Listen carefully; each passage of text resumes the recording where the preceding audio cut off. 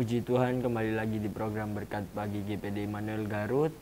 Saya percaya saya dan saudara selalu rindu diperbarui oleh kebenaran firman Tuhan. Puji Tuhan, kita buka ayat kebenaran firman Tuhan kita di dalam Hagai 1 ayat yang ke-7 sampai yang ke-8. Hagai 1 ayat 7 sampai ke-8, demikianlah firman Tuhan.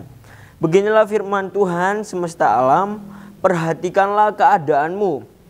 Jadi naiklah ke gunung, bawalah kayu dan bangunlah rumah itu, maka aku akan berkenan kepadanya dan akan menyatakan kemuliaanku di situ.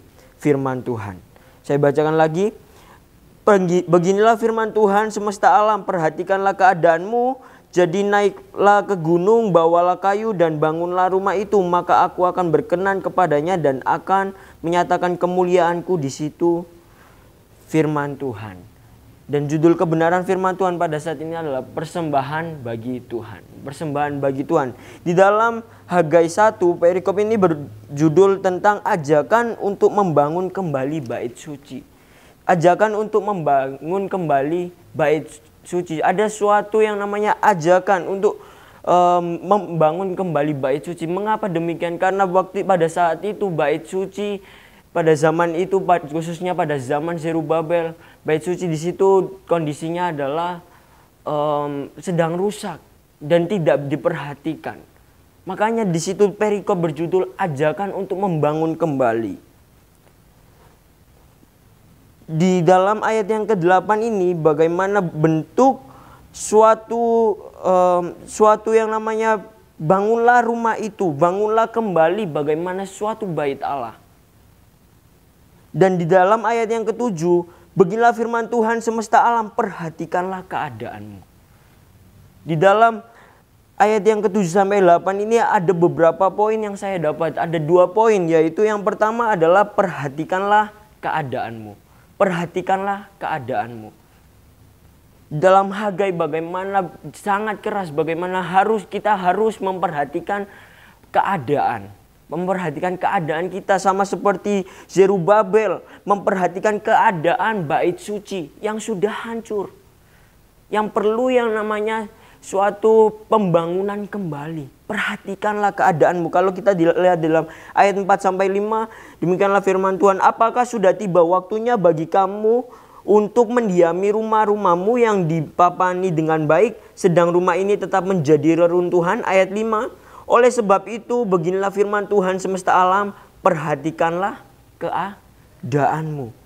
Jadi, bagaimana bangsa Yehuda perlu memperhatikan bait Allah. Tidak membiarkan yang namanya bait Allah itu hancur selalu. Tidak membiarkan bagaimana bait Allah itu terbiar saja. Khususnya itu adalah bagaimana Zerubabel memiliki hati untuk membangun kembali bait Allah. Membangun bait Allah. Jika kita secara rohani di dalam 1 Korintus 6, saudara yang kasih oleh Tuhan, 1 Korintus 6 ayat 19, coba kita lihat 1 Korintus 6 ayat yang ke-19. Demikianlah firman Tuhan, 1 Korintus 6 ayat yang ke-19.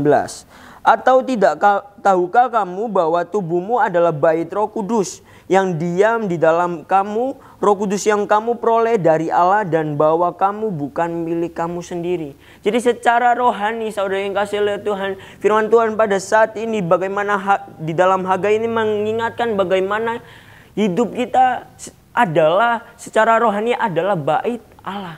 Adalah bait Roh Kudus, di mana bait Roh Kudus itu tinggal di dalam kita.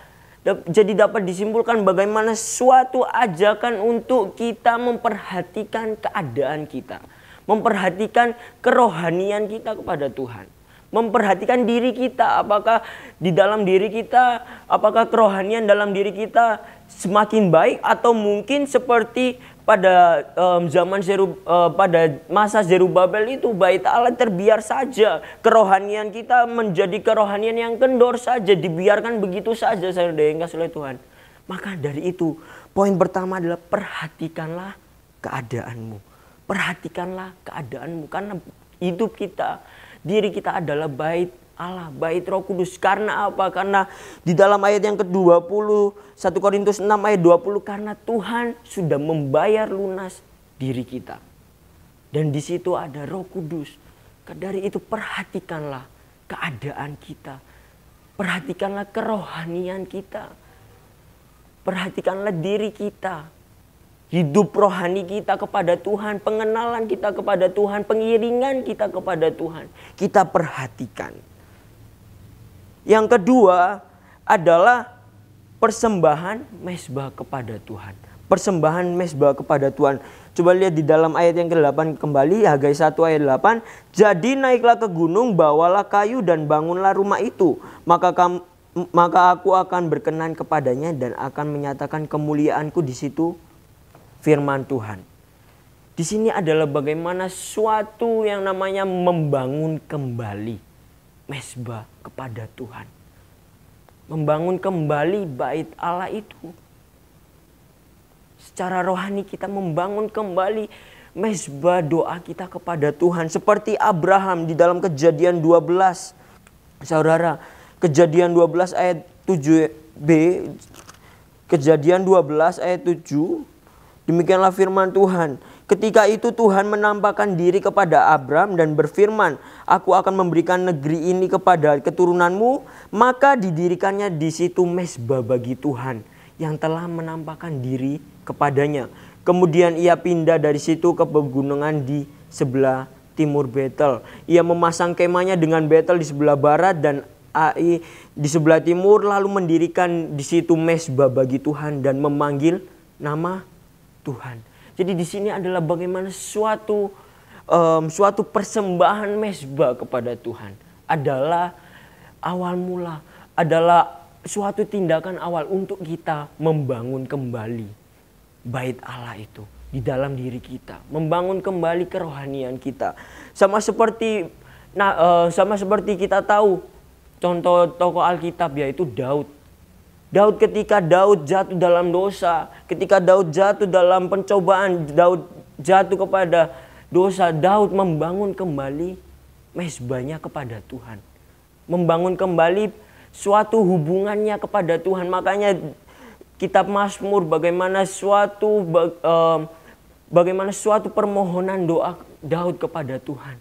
Situ adalah bagaimana persembahan mezbah kepada Tuhan, saudara. Yang dikasihi Tuhan, di dalam Yesaya 56 ayat yang ke-7, Yesaya 56 ayat yang ke-7, demikianlah firman Tuhan. Yesaya 56 ayat 7. Mereka akan kubawa ke gunungku yang kudus dan akan kuberi kesukaan di rumah doaku. Aku akan berkenan kepada korban-korban bakaran dan korban-korban sembelihan mereka yang dipersembahkan di atas mezbahku. Sebab rumahku akan disebut rumah doa bagi segala bangsa. Rumah doa bagi segala bangsa. Jadi kita mempersembahkan mezbah kita kepada Tuhan dengan kita membangun mezbah doa kepada Tuhan. Membangun mezbah doa kepada Tuhan. Sehingga apa? Sehingga hubungan kita dengan Tuhan, sehingga kerohanian kita selalu bertumbuh di dalam Tuhan. Sehingga bait Allah, bait Roh Kudus di dalam diri kita itu semakin terbangun dan terbangun kembali dan tidak terbengkalai. Dan kita memiliki yang namanya kerohanian yang baik di hadapan Tuhan. Sehingga mezbah doa yang kita naikkan kepada Tuhan, setiap apapun yang kita alami, setiap apapun yang menjadi suatu kendala dalam hidup kita, dapat dijawab Tuhan. Dan kita mengenal bagaimana Tuhan itu di dalam setiap hidup kita. Saudara yang kasih oleh Tuhan, biarlah firman Tuhan pada saat ini mengingatkan kepada kita. Mengingatkan kepada kita untuk kita membangun kembali kerohanian kita, membangun kembali bait Allah di dalam diri kita secara pribadi, secara rohani, yaitu bait Allah di dalam diri kita di mana Roh Kudus itu tinggal. Kita memperhatikan keadaan kita. Kita memperhatikan bagaimana jam-jam doa kita, kedisiplinan rohani kita, dan kita memperhatikan mezbah kita kepada Tuhan. Kita mempersembahkan mezbah kita kepada Tuhan dengan baik, sehingga hidup kita diperbarui oleh Tuhan. Puji Tuhan, Inilah kebenaran firman Tuhan pada saat ini. Biarlah memberkati setiap kita. Immanuel, Allah beserta kita.